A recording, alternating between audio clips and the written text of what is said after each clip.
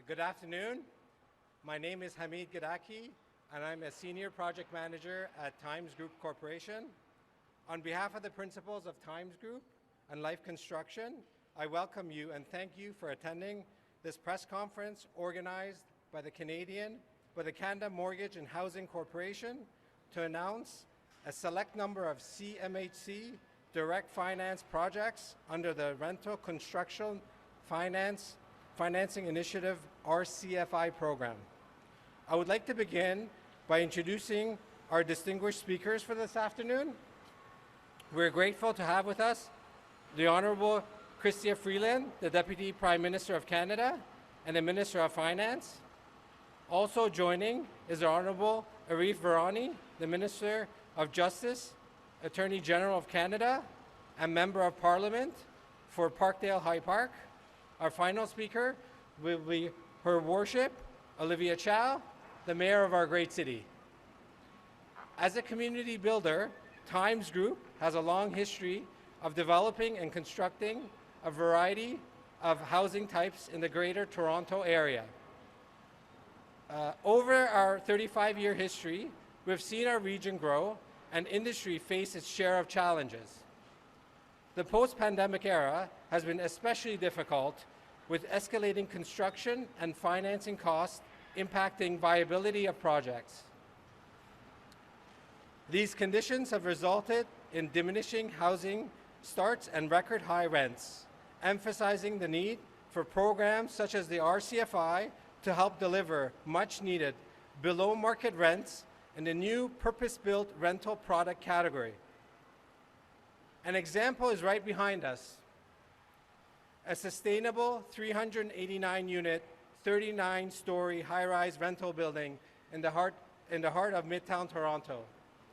The RCFI program has provided low-interest financing for the project and resulted in the creation of 148 below-market rental units scheduled for delivery in mid to late 2025. It takes a large team to bring such a project to life, and we want to take this opportunity to not only thank our partners that help deliver the direction of the project, but also the hardworking trades that execute on this vision. Our contractors work day in and day out through the heat waves of the summer and the frigid depths of winter. Let's give them a round of applause.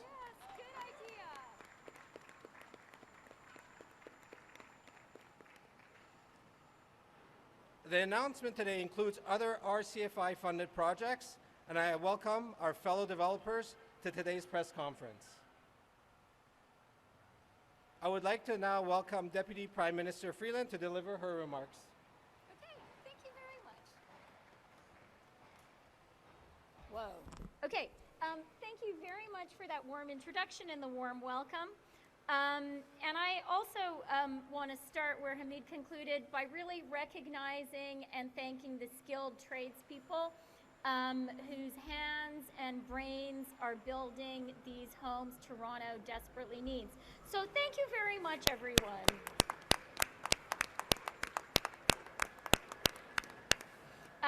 And it is really great for me to be here, literally in my neighborhood. I live just down the road off Yonge. I often have to fly thousands and thousands of kilometers for announcements. This one I was able to ride my bike to. So thank you for building homes in our neighborhood, in our city we're so proud of. I'd like to start by acknowledging that we're gathered on the traditional territories of many nations, including the Mississaugas of the Credit, the Anishinaabe, the Chippewa, the Haudenosaunee, and the Wendat people. I am thrilled to be in Toronto today with my friend, our Justice Minister Arif Virani, and my friend, the Mayor of our amazing city, Mayor Olivia Chow, for this terrific announcement. Our government's economic plan is delivering real, concrete action to build more homes faster. We can hear those homes being built right now, and to make housing more affordable. This fall alone, we have taken action to remove the GST on the construction of new rental housing. I've already heard, I've heard from the developers here how much that's going to let you guys build more. We've announced plans to unlock $20 billion in new low-cost financing to build up to 30,000 more new rental apartments per year. We have helped more than 250,000 Canadians save for their first down payment tax-free with the new tax-free First Home Savings Account. We've taken steps to unlock surplus federal land in Calgary, Edmonton, St. John's, and Ottawa to build more than 2,800 new homes, and we're going to be doing more work on federal lands across the country. Next Tuesday, I will be delivering our government's fall economic statement. Our fall economic statement is based on a responsible fiscal plan that allows us to invest in what Canadians need right now. That is why the fall economic statement will be focused on two key challenges: making life more affordable for Canadians and taking further concrete action on housing. We know this is an urgent priority for Canadians, and we believe that at the heart of this issue is supply, supply, supply. This is especially true for the people of Toronto. That's why we know we need to keep acting every single day, every single week, and why, again, I am so grateful to the skilled tradespeople who are building the homes we need. Really, thank you so much. And that is why today I am delighted to announce that we are building 2,644 new rental units across Toronto, including 389 new rental units right here at Yonge and Eglinton at 55 Broadway, 855 rental homes at 373 Front Street East, 484 rental homes at 94 Eastdale Avenue, 390 rental homes at 325 Moriama Drive, 233 rental homes at 1555 Queen Street East, 225 rental homes at 610 Martin Grove Road, and 68 rental homes at 650 Kingston Road. I insisted on reading out that list because each one of those is a really significant announcement, and each one of those is hundreds and hundreds of homes at specific locations across our city.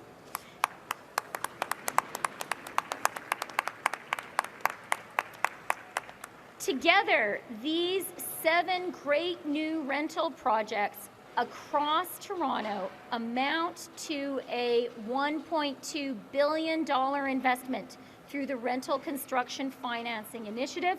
This is an investment in the City of Toronto and in the people who rent homes in this great city. The Rental Construction Financing Initiative is now on track to build 71,000 new rental housing units across Canada by 27-28. That is getting homes built for Canadians, getting exactly the kind of housing Canadians need the most built. These new homes will be located close to transit, work, and school, homes for people getting started in their careers, homes for people raising a family, and homes for people that people of all ages will be proud to call their own. L'annonce aujourd'hui est la preuve que notre plan économique respecte notre promesse de construire plus de logements plus rapidement. Et nous continuerons à respecter cette promesse dans le cadre de notre énoncé économique de l'automne qui sera déposé la semaine prochaine. J'ai hâte de travailler avec nos partenaires de la ville de Toronto et du gouvernement de l'Ontario pour réaliser d'autres projets comme celui-ci pour les gens qui vivent à Toronto et autour du pays. Merci beaucoup et je cède maintenant la parole à mon ami, notre ministre de Justice et aussi une députée comme moi de Toronto, Arif Virani. Arif, over to you.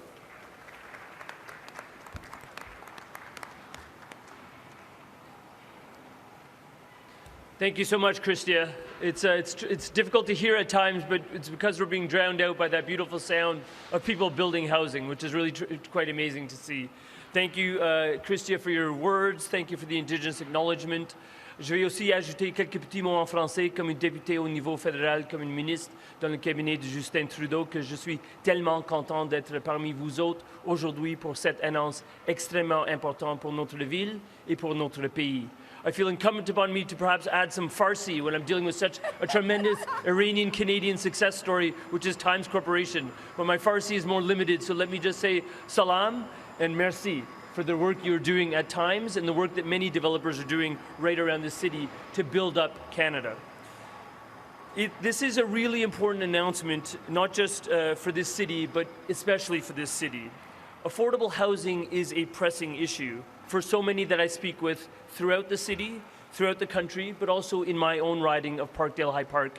A little bit south of here, I didn't have the luxury of riding my bike like Chrystia. It would have taken me a lot longer to get here. But it's really... I had to go uphill, though. She had to go uphill.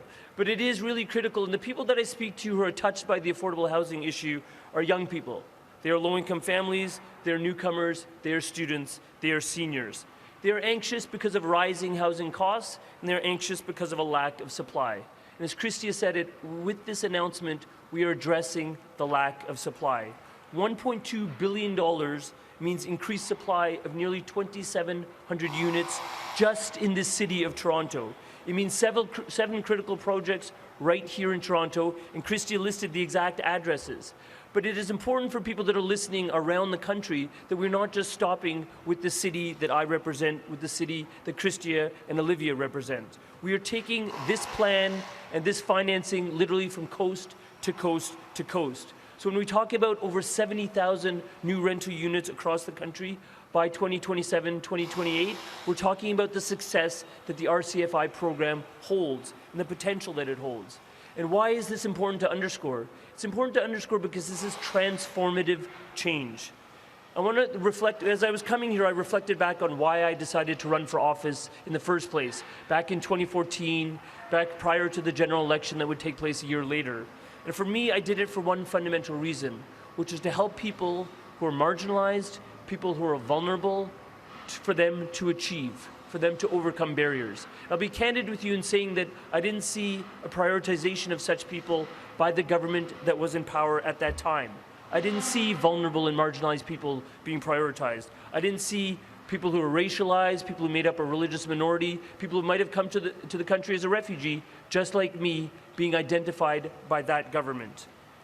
When we invest in housing, we are assisting people who are marginalized and people who are vulnerable, specifically when we insist that those investments go towards targeted rental units that are affordable. Why is that? Because housing is foundational. And what do I mean by foundational? When you have people properly housed, they start to build communities. What they do is they have better economic outcomes. They have better educational outcomes. They have better health outcomes. They have fewer interactions with the criminal justice system. The evidence demonstrates this. And before people roll their eyes and say, there goes the Minister of Justice talking about evidence, I'm not confusing where I am for a courtroom. But what I'm underscoring to you is a fundamental premise about the government of which Chrystia and I partake. Fundamentally, we believe in evidence-based policy. The evidence is tried and true with respect to what housing does in terms of the supports it builds for people. But the other thing we believe in as a government, as a federal liberal government, is we believe in policies that reflect our values. And there's nothing more important than the value of assisting those to find a safe, secure, and affordable home regardless of their life circumstances. That's why this kind of initiative is so important. Thank you. But the important point that I want to leave you with is that this is not just a federal government initiative alone. We need progressive partners at every level of government. We need progressive partners in business, such as the corporations that are gathered here with us today, such as Times Corporation and so many others. But we need those progressive partners at every level. So I want to now turn the mic over to a very progressive partner right here in the city that I call home, Mayor Olivia Chow. Thank you, Mayor. Great comments, Thank you, Mr. Minister. I'm here also with our local councillor, Josh Matlow, who is very committed in building affordable housing. On behalf of the City of Toronto, Deputy Prime Minister, we are very grateful for the Government of Canada for the CMHC low-cost borrowing, low-cost loan program. Because interest rate being so high these days, having access to good financing is very, very important. So you're seeing a lot of buildings, a lot of rental housing being unlocked and being able to be built. Some of them affordable, others are deeply affordable. And this kind of partnership is extremely important. The City of Toronto have put in some of the projects about $40 million of grants and initiatives to support the rental, affordable rental program, because it's important that some of the fees are waived and some projects require a bit of a grant in order for it to be supported. This morning we've heard something that I think we should all remember. 1 in 10 of people in Toronto rely on a food bank. These are children, families, seniors, veterans. They are the ones that have to go to a food bank in order to have groceries, in order for the kids not to go to bed hungry. Why? A big reason is because of rental housing being so expensive. By the time they finish paying rent, there's not much money left or no money left. So the fact that we are building rental programs, building rental, look at those apartment units. Every unit, well, not all of them, but a good percentage of them would provide hope for a whole lot of people, especially those that are deeply affordable. There's a third of the income of the family. They are called Rent Geared to Income program. And in the city, we have over 85,000 households waiting for these kind of deeply affordable housing. So I am awaiting with really, I have faith, I have hope. Next week, I'm going to get myself all tuned in to look for the economic statement, because I believe building affordable housing will provide so much hope for people in Toronto that tonight they're going to bed thinking about, worrying about food because the rental cost is so high. So we are extremely grateful for this program, the low-cost rental program. It is the foundation of the housing program that we unveiled last week. The 65,000 units of rental housing that we unveiled last week at City Council. That is the roadmap. We have the land, we have the people, we have partners, private, nonprofit. We are all here waiting, and this is one piece of it. The other pieces are the loans and the grants, because loan is good because but some of them have to be paid back, all of them have to be paid back, but grants and having good land, having incentives are also really important. So I look forward to the economic statement next week. But today, let us celebrate and cheer on these wonderful construction workers. Let's get the building built fast so that people can move in very soon. Yes, we should salute them and thank them. Thank you very much for being here.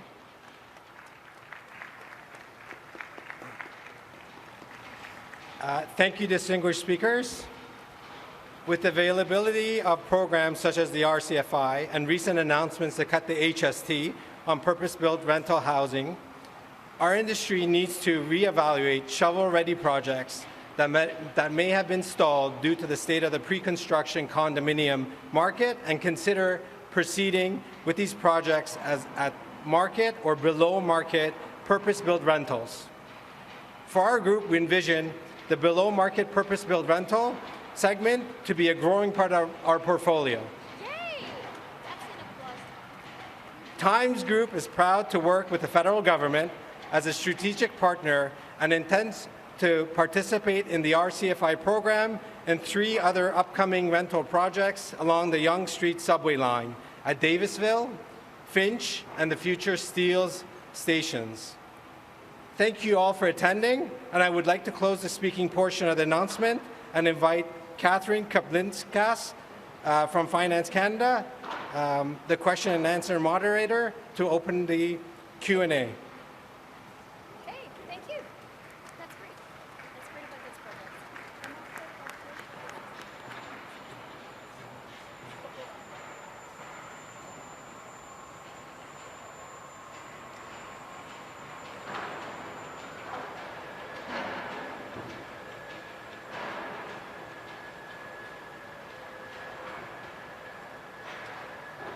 Hello.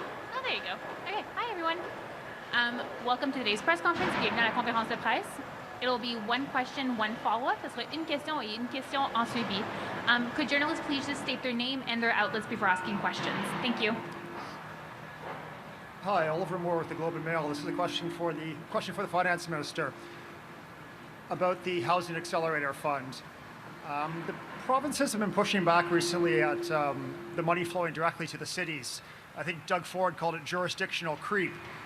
Why is it important that this money go through to the cities, not through the provinces' hands? And will your government continue that if, as they've threatened, they pass legislation to stop it? So I think today's announcement and the building we see all around us is a really good example of how having the federal government collaborate with municipalities can really work and deliver results. And, you know, the federal government this year is providing nearly $1.9 billion to projects in the city of Toronto, and they are projects that the people of Toronto need. Having said that, I am really pleased to see the premiers paying attention to municipalities, and given their enthusiasm and their focus on the municipalities of Canada, I would love to see them providing even more support to the municipalities over whom they are proudly asserting their jurisdiction. I think that would be a win-win outcome for everybody. The second half of my question, would the federal government continue to put the money directly to cities if the provinces pass the kind of legislation they're talking about? You know, one thing I learned during the NAFTA negotiations is never to answer a hypothetical, but, you know, our government is a rule of law government. All right. Next question. Prochaine question. Hi, Deputy Prime Minister Matthew Bingley with Global News. You mentioned supply, and your fall economics statement coming up. I'm sure you're well aware the mayor just mentioned that 65,000 rental home plan that the city just passed last week. That would require significant funding, about 500 to 800 million a year from the federal government as well as the province. Are you willing to commit to something like that in your update? Okay, I'm not making any announcements today about the fall economic statement. It's coming up in a week. We do really believe, as you've heard from me, as you heard from Arif, as you heard from the mayor, that housing is an urgent issue for Canadians, and that we need to focus on supply. The federal government is doing a lot because we need to do a lot. We lifted the GST on purpose-built rental, and I was just delighted to hear from the builders here that that is changing the financial equation, and they are looking more closely at building rental. So that is fantastic. You're seeing through the RCFI, this is a program that is working, is delivering 2,700 homes in 7 projects around the city, and on track to deliver 71,000 rental units across the country. So we are there, we are building, we believe in it. And we also understand that this is not something that anyone in Canada can do alone. this is about a collaboration. This is about the federal government getting involved. It is definitely about provinces getting involved. It is about municipalities across the country getting involved. It is about building. It is also about zoning. And it is about working in partnership with the private sector, with not-for-profits. We're just going to keep on doing that.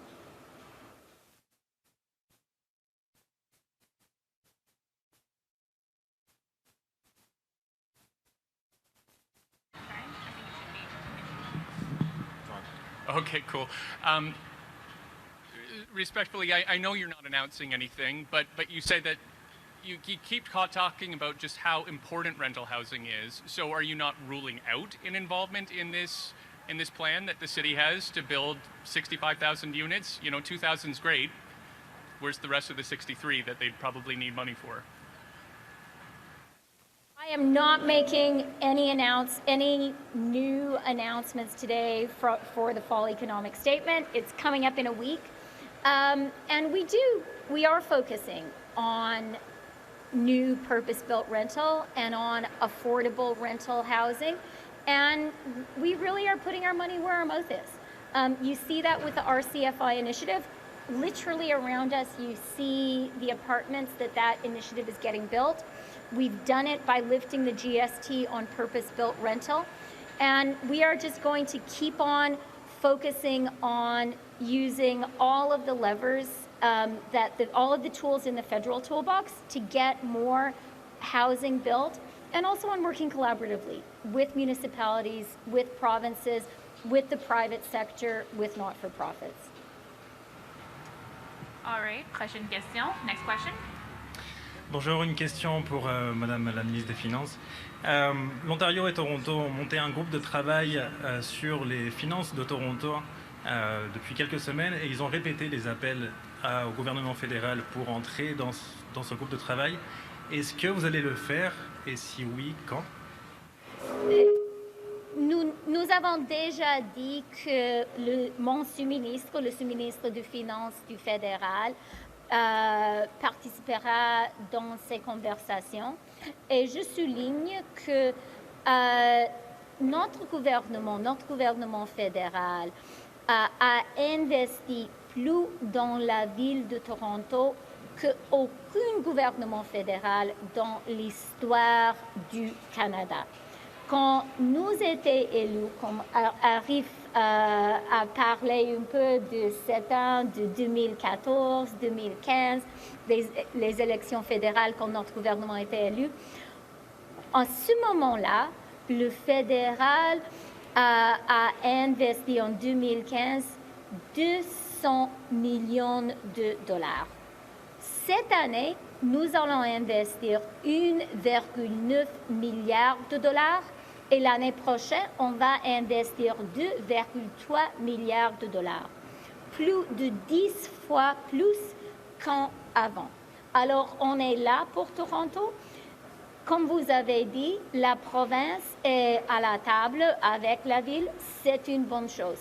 Nous comprenons la responsabilité constitutionnelle des provinces pour les villes. Les provinces aujourd'hui sont en train de souligner cette responsabilité. C'est une bonne chose et ils doivent aussi prendre une responsabilité fiscale pour les municipalités autour du Canada. D'accord. Ma deuxième question est par rapport aux banques alimentaires.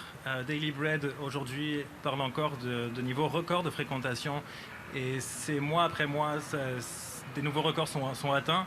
Est-ce que le gouvernement fédéral va faire quelque chose par rapport à ces organismes de bienfaisance? Merci pour la question. Et comme la maire, c'est vraiment un chiffre qui est tragique. Et nous vivons aujourd'hui vraiment une situation tellement difficile pour beaucoup de gens autour du pays, pour beaucoup de gens ici à Toronto. Comme la mairesse a dit, l'abordabilité du logement est un élément clé dans l'abordabilité des vies des Canadiens et Canadiennes et des Torontoises. Alors, on va vraiment faire tout ce possible pour tous les gens dans notre pays absolument incluant les moins nantis. Et le logement abordable, c'est fondamental pour une vie abordable. C'est pourquoi nous sommes ici. Next question. Prochaine question. Mark McAllister from City News here in Toronto. Beyond housing, obviously that's why we're here today. You're well aware of the financial situation that this city is in with a $1.5 billion shortfall in its next budget. You've spoken about trying to work with one another in the past, your last meeting at City Hall with Mayor Chow. What can the federal do beyond the housing initiatives to help the city out? Yeah, thank you for the question. And, you know, as Arif pointed out in his comments, our government is a progressive government. Having a progressive mayor of this city as a partner is a real opportunity for us to do a lot of great things together for this city. And our federal government is here. We are stepping up for Toronto. When we were elected in 2015, the federal government in that year was investing $200 million in the city. This year, in the budget, we have nearly $1.9 billion in 23-24 that are going to the City of Toronto.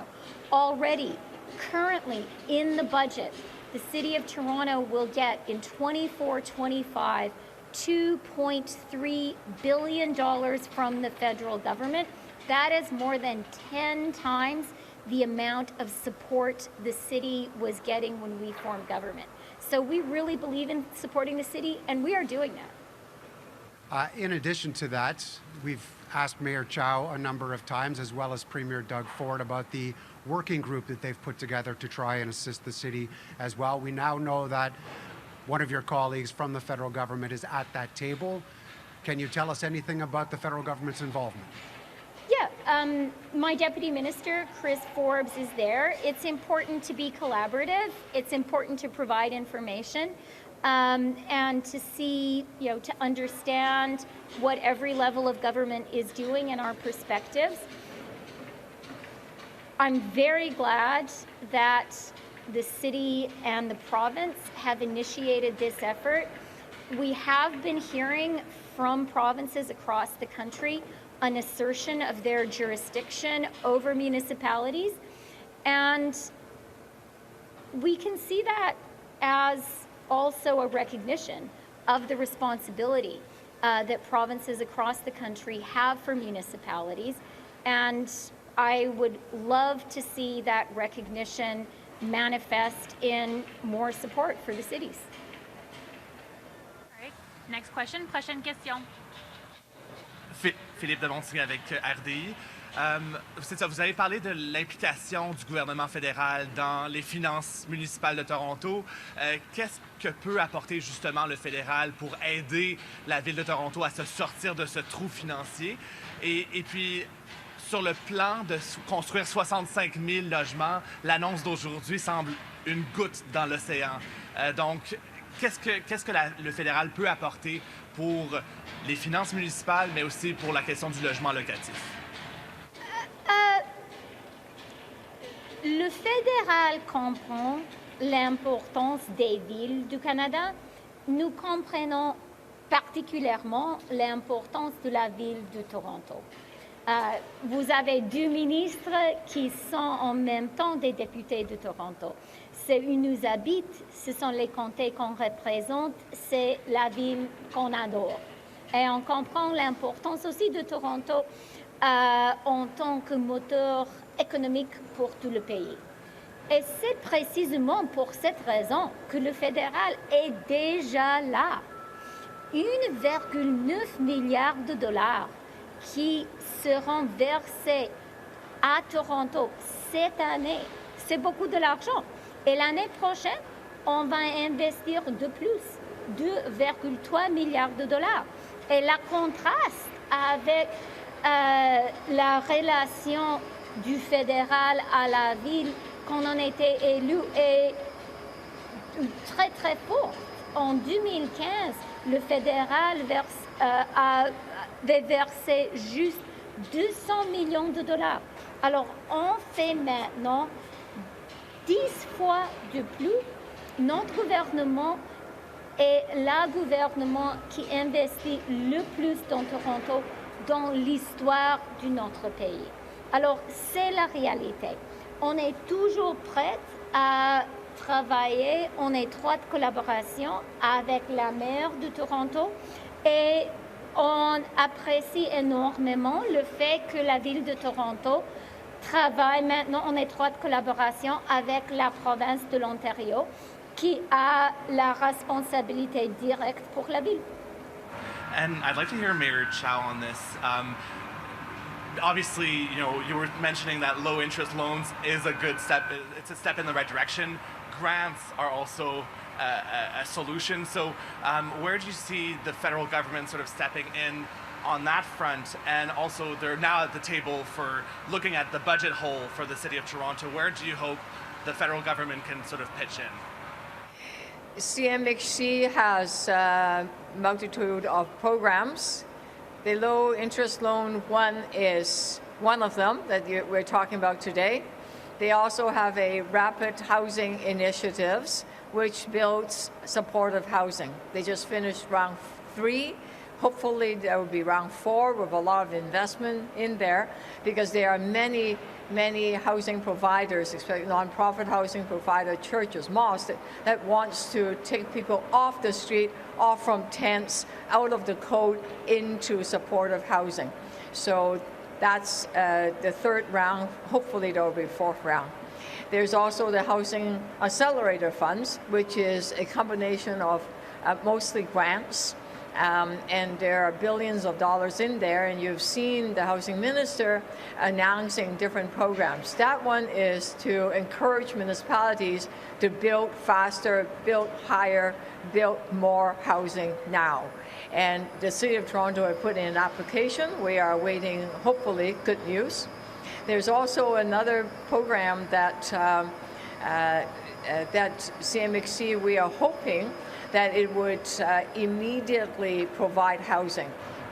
We are losing each apartment building we built, each unit we built, we lose 14 units of it because of rent, and people are losing their homes through renoviction, demolitions. So the housing acquisition funds, which is the multi-res acquisition funds, means that whether it's a city or any nonprofit groups can come in and purchase some of the buildings that are being abandoned or trying to be sold. We could turn those buildings into affordable housing now through cooperatives. Land trust is immediately getting people affordable housing so they don't have to use food bank immediately tonight. And that program it's demonstrated. It has been done previously by CMHC in the 70s and the 80s. We hope that they would come back to it, and even early 90s. One other program that the federal government has is called, in Ontario, Canada-Ontario Housing Benefits. Again, there's been investment in it. We hope we can get more for a renewal, because that program immediately, tonight, has a rent supplement so that a family of 3, for example, rather than pay, because they wouldn't be able to afford, say, $2,500 for rent for 2 bedrooms, if it's like 3 kids, etc., we can subsidize them a little bit, a supplement of their income, so they could afford to actually move into a home immediately. So that is a housing benefit program that also the federal government has. So I could stand here and talk about housing programs forever, but let us await good news for next week. And hopefully the Housing Accelerator funds that the city have submitted, it would get approved soon. Next question, question. These are for Minister Freeland. So there's a key meeting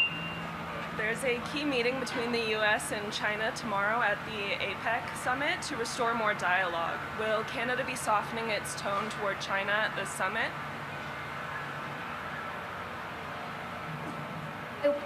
What at the finance minister's portion of the APEC meeting in San Francisco on Sunday and Monday, and I'd like to thank Secretary Yellen for hosting a really constructive meeting.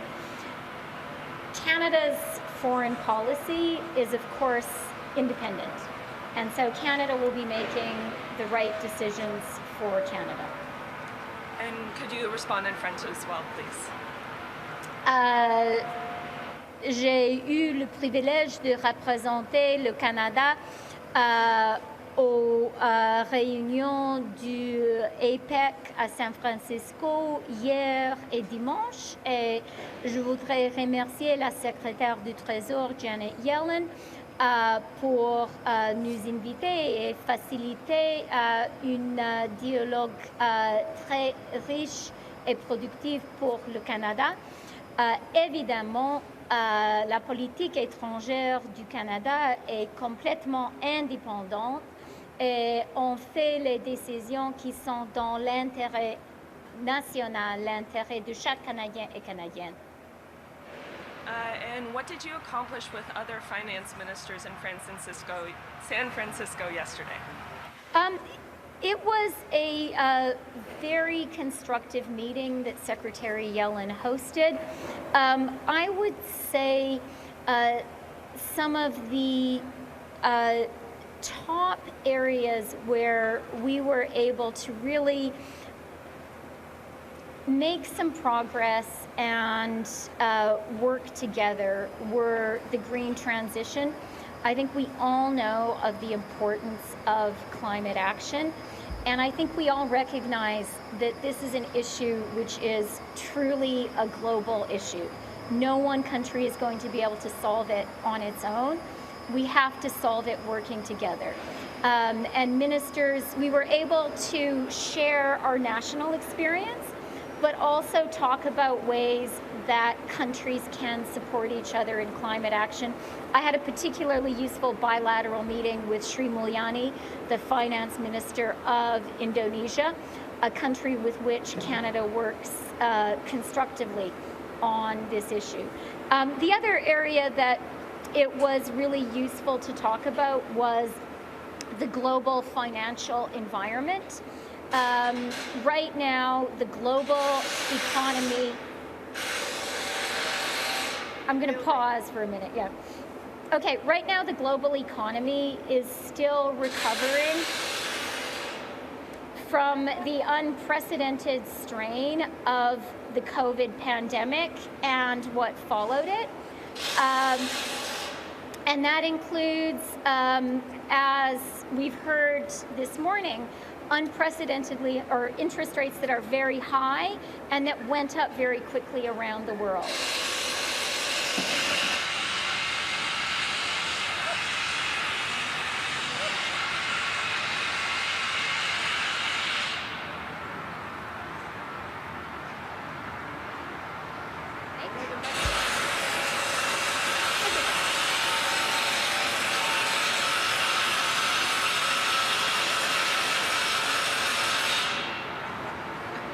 Okay, it's good to hear and see people doing real jobs, not just talking, so thank you very much. Anyway, you know, these very fast increases in interest rates have imposed strains across the global economy, and it's really important for us to be in touch with each other, to have the lines of communication open as the global economy heals from the pandemic. So that was important too.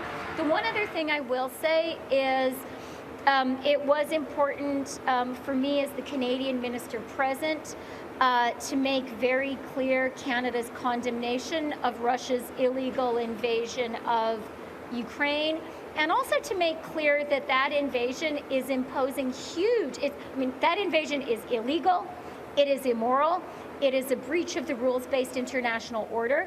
It is also imposing huge economic costs on the world with high food prices, high energy prices, and it was important for Canada to make our position on that issue clear, and we did. Thanks. All right. Sorry. And in French, please. Thank Okay. you. OK. On a discuté la transition verte et l'action climatique. Évidemment, c'est un enjeu vraiment mondial et on doit travailler en étroite collaboration avec tous les pays du monde et c'est ce qu'on a fait. On a aussi discuté la situation financière dans tout le monde, la situation macroéconomique. La COVID et tout ce qu'on a vécu après la COVID, l'inflation, les taux d'intérêt élevés, ont vraiment stressé l'économie mondiale et c'est très important pour les ministres des Finances de partager notre expérience, mais aussi d'être en contact. Et finalement, c'était important pour le Canada de condamner l'invasion illégale de la Russie de l'Ukraine et aussi de souligner les effets économiques qui étaient causés par cette invasion. All right, we'll have time for one last question. Une dernière question. Jacob Lawrence with Bloomberg News. This is not a housing question, but Canadian mining company Teck Resources today announced plans to sell its coal business in British Columbia to Glencore, the multinational commodities trader. I'm wondering if you see Glencore as a positive steward of a lot of very environmentally sensitive assets in British Columbia? Yeah, thank you for the question. I have spoken with Jonathan Price, the CEO of Teck. I talk to him often, and I've spoken to him about this proposed transaction. All of the appropriate regulatory processes will be followed. For the Government of Canada, our priorities will be, as they always are, protecting Canadian jobs and good Canadian jobs, protecting Canadian headquarters. Of course, environmental issues are very, very important for us, as are the rights of Indigenous people. And we will also consult closely with the province of British Columbia. Just to follow up too, I know that Teck Resources has in the past brought up concerns with Glencore as an operator. I think the government has tacitly expressed skepticism as well. How do you see them as a company? Do you think that there's potential for them to operate these mines in a positive manner? Again, this is a serious transaction. We're going to follow our regulatory processes carefully. The key issues that we will take into account are Canadian jobs and Canadian headquarters, environmental concerns, the rights of Indigenous people. I believe the province of BC, obviously a very important partner for the federal government, and will have an important voice here. And I will also emphasize Teck is an important company for Canada because today critical minerals and metals are important in Canada and for the world as never before. They are absolutely essential to the green transition. They are absolutely essential for Canada's economic future, and they have a real strategic significance. Teck is a very important player in that space. It is a Canadian global champion, and we're very supportive of that. Okay, that concludes today's press conference. C'est me faire la conférence de presse. Merci tout le monde. Thank you, everybody. Thanks a lot.